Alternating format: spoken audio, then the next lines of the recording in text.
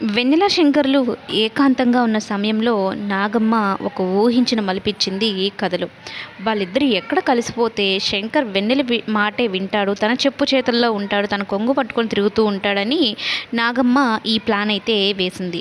మామూలుగా అయితే వెన్నెల ఇక నాగమ్మకి ఎదురు తిరిగి శంకర్ని మార్చాలి అంటే జరగడం కుదరని పని.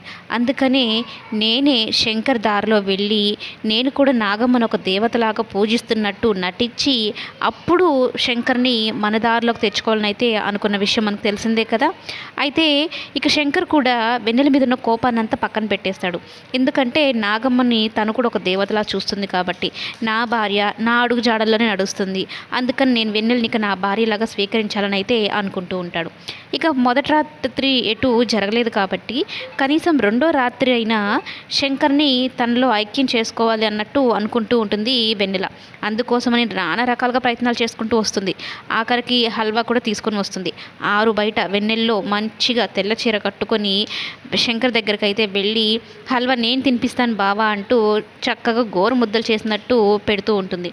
అయితే శంకర్ కూడా వెన్నెల మీద కోపం లేదు కాబట్టి తనకు సపోర్టివ్గా ఉంటాడనమాట.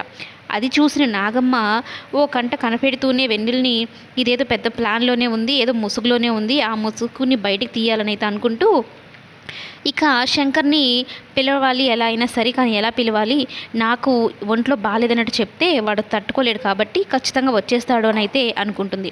అయితే వీళ్ళిద్దరు మాట్లాడుకుంటూ ఉంటారు, శంకర్ అలాగే వెన్నెల. వెన్నెలకి సారీ చెప్తాడు శంకర్. ఎందుకు బావ నాకు సారీ చెప్తున్నావు అంటే, మా అన్నయ్య చేసిన పనికి నేను సారీ చెప్తున్నాను అంటే అంటే నువ్వు మొత్తం చూసావా అని అయితే అడుగుతుంది వెన్నెల. చూశాను, కానీ ఏం చేయలేని పరిస్థితి.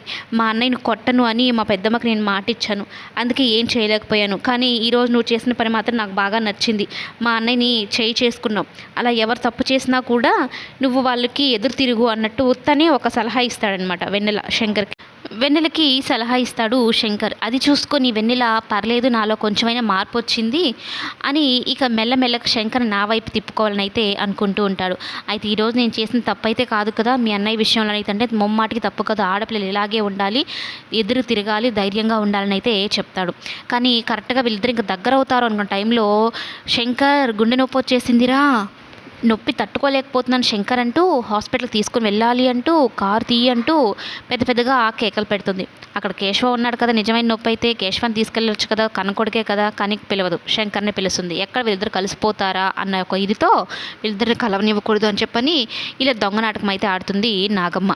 ఇంకేముంది, రెండో రాత్రి కూడా అలాగా నాగమ్మకు అంకితం అయిపోయిందే తప్ప వీళ్ళిద్దరు అయితే ఒకటవ్వలేదు, దగ్గర అవ్వలేదు. మరి మూడో రాత్రి వీళ్ళిద్దరు కలుస్తారు లేదని కమింగ్ ఎపిసోడ్లో చెప్తాం.